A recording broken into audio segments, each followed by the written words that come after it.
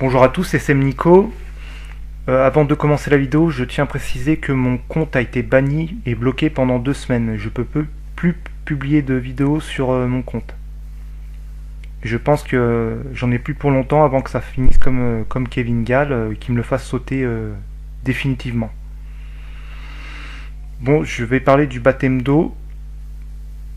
J'ai encore des gens qui m'appellent, qui n'ont pas compris. Le baptême d'eau, le seul baptême d'eau qui est valide, c'est le baptême d'eau par immersion totale. Et vous devez être baptisé par quelqu'un qui appartient vraiment à l'église de Christ. Parce qu'il y a des gens qui font ces baptêmes, ils appartiennent pas à l'église, quoi. Tous les baptêmes en dehors de ceux-ci ne sont pas valides. J'ai eu plusieurs cas, j'ai eu un cas récemment, quelqu'un qui s'est auto-baptisé. Je crois que ce n'est pas biblique de se baptiser tout seul. C'est-à-dire qu'il se met dans l'eau, il prête serment comme ça, il s'immerge tout seul dans l'eau. Je crois pas que c'est valide. Et si je me trompe, dites-le moi. Je crois pas que c'est dans la Bible qu'on puisse se baptiser tout seul. Sinon Dieu, je pense qu'il ne m'enverrait pas aller chez les gens pour les baptiser. Et il faut baptiser les gens au nom du Père, du Fils et du Saint-Esprit. Pourquoi je dis ça? J'ai eu le cas où on m'a dit qu'il faut baptiser qu'au nom du Père ou qu'au nom du Fils, etc.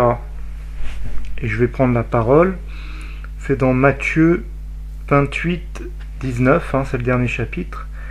Allez, faites de toutes les nations des disciples, les baptisant au nom du Père, du Fils et du Saint-Esprit, et enseignez-leur à observer tout ce que je vous ai prescrit. Et voici, je suis avec vous tous les jours jusqu'à la fin du monde. Le baptême d'eau est très important. Vous intégrez l'église avec ceci. C'est comme vous signez un contrat avec Dieu. Et il y a quelque chose de surnaturel qui se passe avec ce baptême. J'ai vu des démons sortir de certaines personnes quand je les plongeais dans l'eau. Il y a des démons, ils ne peuvent pas rester dans la personne avec ce baptême. Il y a des démons, ils sortent. Et c'est écrit dans la parole aussi. Ça, c'est dans Marc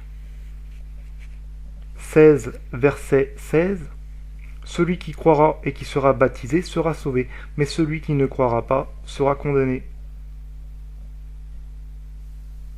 Ça veut dire que le baptême est vital pour être sauvé. Il faut passer par là, quoi. Avec ce baptême, j'ai vu des douleurs qui partent aussi. J'ai vu des ventres qui avaient dégonflé. Des gens avaient des problèmes de ventre, ils avaient le ventre gonflé, et ça a dégonflé. J'ai vu beaucoup de choses surnaturelles avec ce baptême.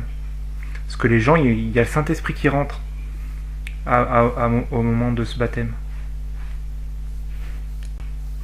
Et avec ce baptême, vous décidez de devenir un canal pour Dieu.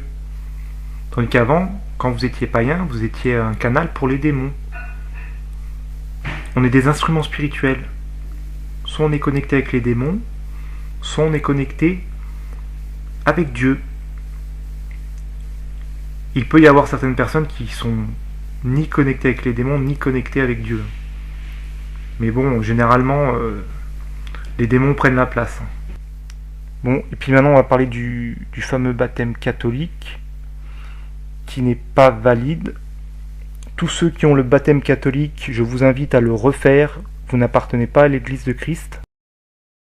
L'église catholique est dirigée par Lucifer. Et pour entrer dans l'église de Christ, il faut être consentant. Il faut décider par soi-même de prêter allégeance au Seigneur Jésus-Christ. Et un bébé ne sait pas parler, un bébé n'a pas vraiment conscience de lui-même. Voilà, il décide de rien. Donc baptiser un bébé, c'est pas biblique. Et ça sert à rien, quoi. Et puis je pense, d'un point de vue spirituel, que vu que l'église catholique est remplie de démons, je suis sûr qu'ils font rentrer des démons dedans. Certains prêtres sont des sorciers, et en faisant ça, ils doivent jeter des malédictions sur le bébé, j'en suis sûr. Bon, à plus tard pour une prochaine vidéo.